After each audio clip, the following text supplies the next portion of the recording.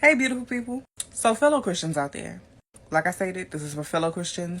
I do not expect anyone who is not a Christian to receive this message. As an ex-witch, I do not celebrate Halloween in no way, shape, or form, and I have no plan to. And I see a lot of my fellow Christians speaking out about this right now.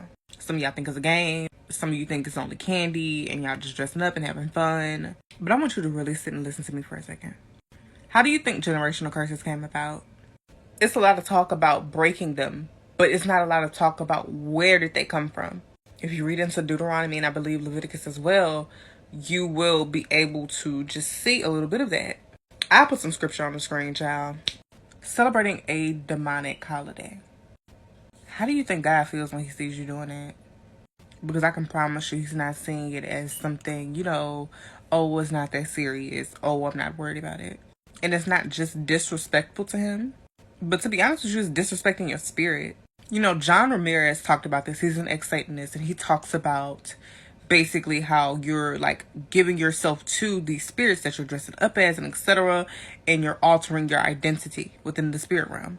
I can attest to this because when I was a witch, when I was feeling in a certain energy, especially when I would dress a certain way, I was putting on that energy and I was channeling that spirit attached to that energy. If you saw my Instagram before I deleted a lot of posts, you could literally see like my facial features changing in certain photos. And it wasn't just because I was losing weight. These were demonic manifestations. The devil is a legalist. That is how demons work. So when you're celebrating these demonic holidays, you're entering into agreement with these spirits, therefore giving them legal right to attach themselves to you and to torment you or your family or the generations to come after you. There are witches who intentionally curse candy and go out on these holidays conjuring up these spirits to also attack and torment other Christians and other people who are celebrating these holidays. You celebrating these things are literally giving them legal right.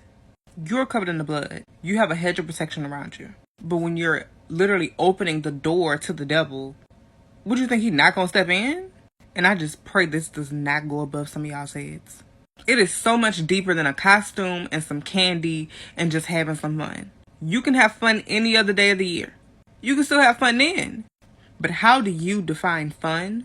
And why are you choosing to make it on that day in particular to do those things and engage in those things? Because to be honest, the disrespect to God should have already been a deal breaker for you. I've dealt with the repercussions and being delivered from eating food sacrificed to idols before. It's not fun. But whoever got ears, let them hear.